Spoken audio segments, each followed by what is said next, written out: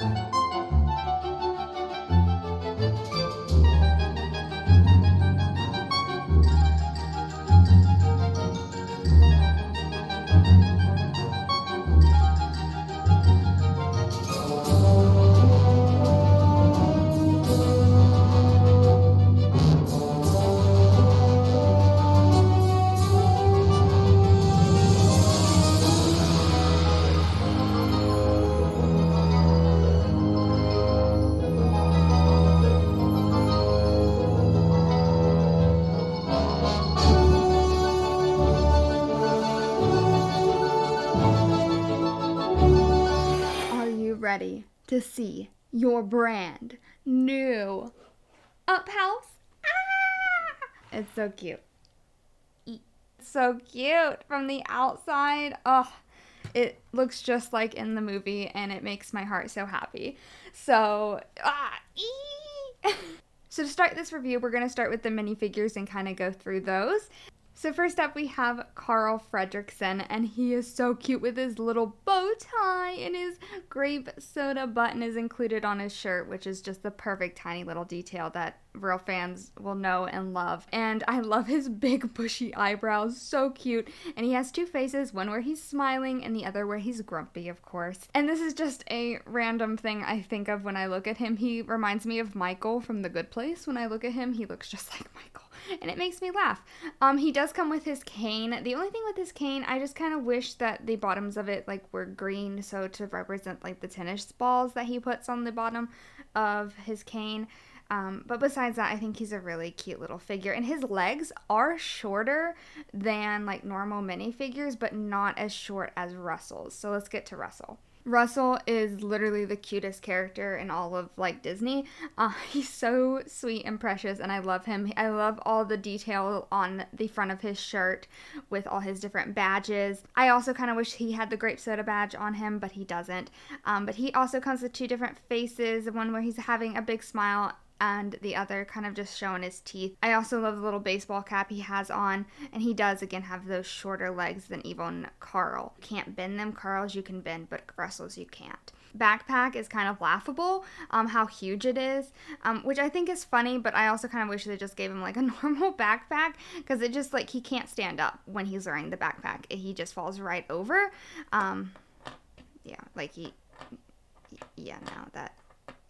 That ain't happening. Details on the back, binoculars, a frying pan, fork, a mug. I don't even know what these things are supposed to represent, but just a bunch of random stuff that he would carry around, I guess, because he's a wilderness explorer, and the wilderness must be explored, The last minifigure we get is Doug, and he has his little collar on. He's cute. He's just a little dog, and he's cute, and we love Doug. We stan Doug. So before we get to the house, which is the main part of this video, we'll talk about this little piece right here, which is just, I guess, the little yard piece to include the mailbox. So this little yard piece includes a mailbox, a balloon inflation helium tank, and all these different balloons with the fence, and a little squirrel that Doug would chase, which I think is cute that the squirrel is included.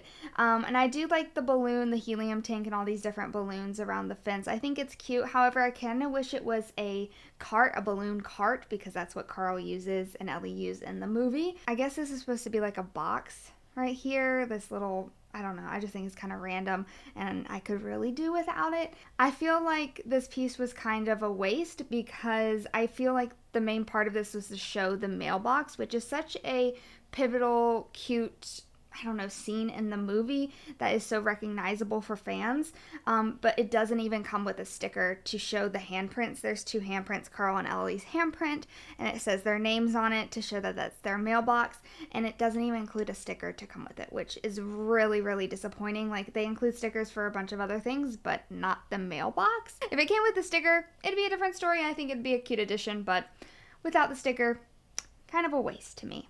And now for the main event, the Up House. So the Up House is 598 pieces, and it did take me about an hour and 45 minutes to put together in total. And I think it is a fairly easy build, and I didn't have much trouble building it. I just kind of got ahead of myself at a few points and forgot to place certain pieces because I thought I knew what I was doing and I didn't. But that's pretty typical. On the outside, I really do love this house. I love all the different colors that are included in it. I love the little detailing, like little flower petals almost on the roof. It's also vibrant and fun and colorful. And of course, on the top, I love this little teal rooster you get. And the balloons, of course, are so, so fun. So cute. Oh, I just love the outside so, so much.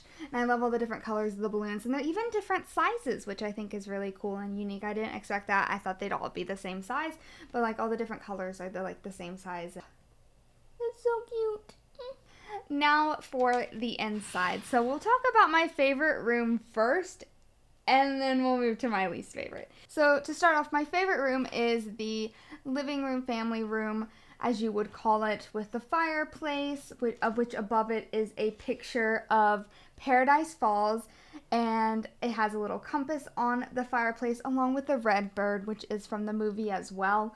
And then on the windowsill, there's 3 different windowsills. One windowsill has like a letter, another has the coin jar, and money jar where they store their money for their trip to Paradise Falls, and it does already have it printed on it, Paradise Falls. So it was a custom piece, and it is a headpiece that you put, like, it makes it look like a little jar. And then there's a lamp, which I think is so cute, and a vinyl record player.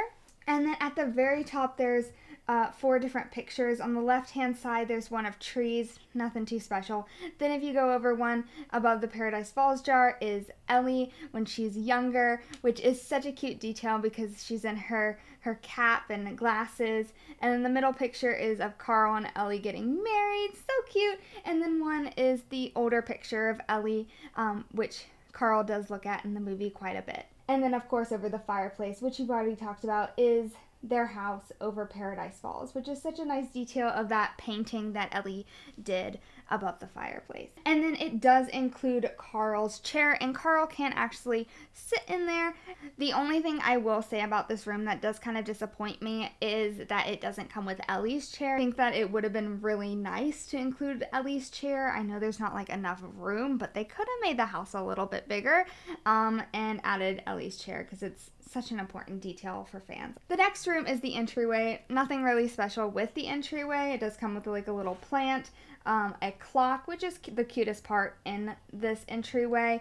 It even has a little vent up top, and then a picture of a bird, which is kind of random. I guess it's supposed to represent Kevin maybe, but it's just kind of a random picture of a bird that it's not really that special. For the upstairs of the Up House, it does kind of disappoint me and leaves me wanting more. It feels like they didn't know what to do with the space, so they kind of just slapped a few things in there. It's not great in my opinion.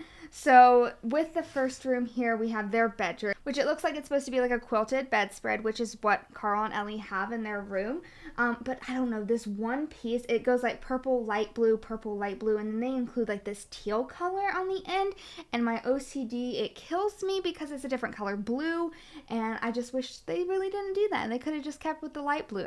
It just bothers me. It bothers me. And then there's just a random picture of a girl on a bike.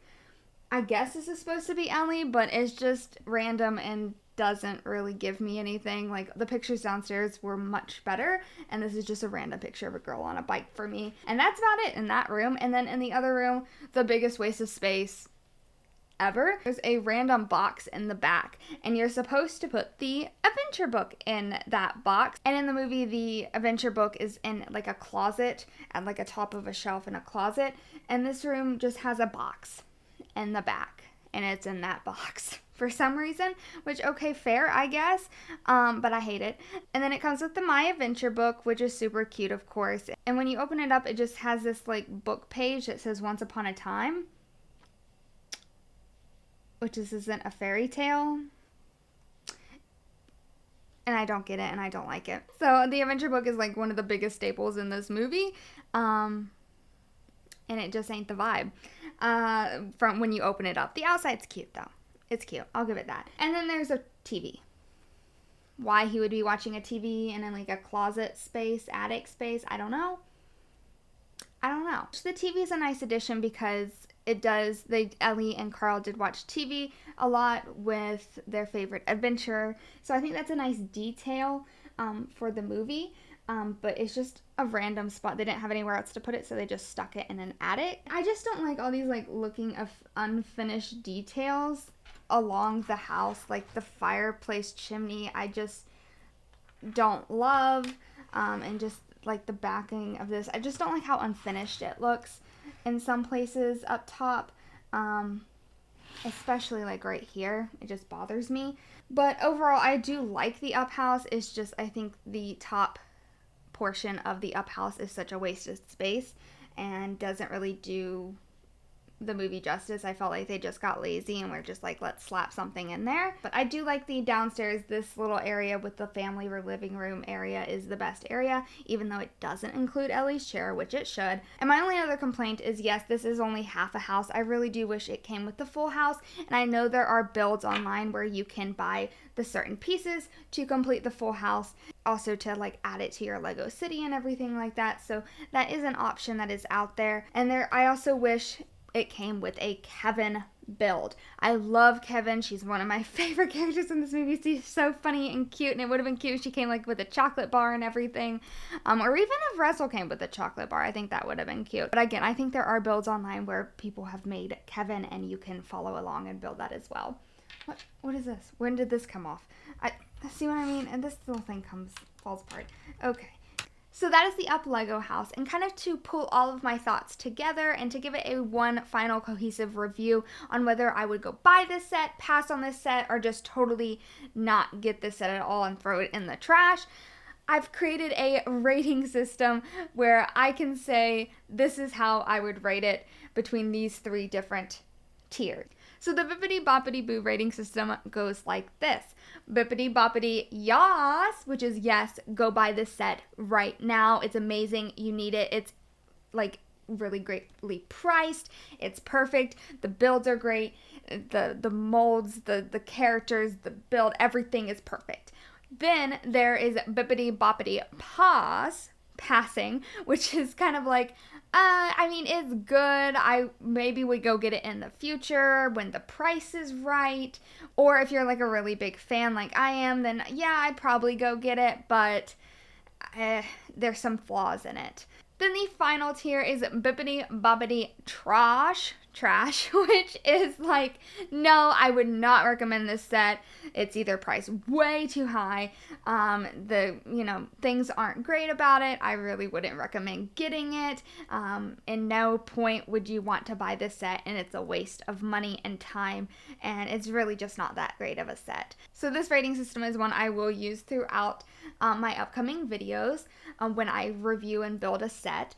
So let's go ahead and rate the Lego Up House. Let's channel in my magic pixie dust and Bibbidi Boppidi.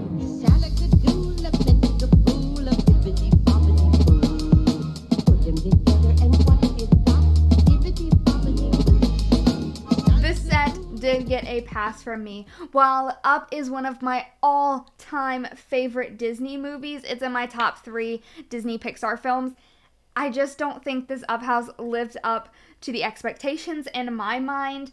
While I did love the outside of it, I think the outside is perfect and so well represents the house and just gives me all the happiness. When I look on the inside, it just makes me angry. Especially when you look upstairs, it just makes me angry how lazy they got with the build. I do think the characters and the molds on the characters are great. I do recommend getting this set if you are an Up fan. However, if you are kind of a little bit crazy about Up like I am, you're going to be a little bit angry. It is priced at $60, which I think is reasonably priced. Maybe $50 would be a better price, but it is reasonably priced, I think, at $60. If you can find it even cheaper, better, go get it if you can. But if you are just like a casual Disney fan, or if you're a mega Up fan like I am and you get angry, especially when Lego messes up little details that are so important to you, then maybe pass on it. So, but I do think overall it is a nice set, but it does have some flaws, which is why it gets a pass from me. Thank you all so much for watching. My name is Har, and this is The Breakfast Apes. Don't forget to comment, like, and subscribe, and monkey around, but be safe while doing it. Catch you all next time. Bye!